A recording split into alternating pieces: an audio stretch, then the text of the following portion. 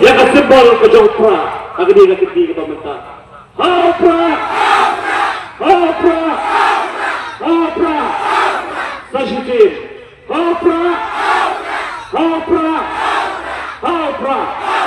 Kublai Shibod Kublai Shajarwo Ublai Nomor 2 di Barok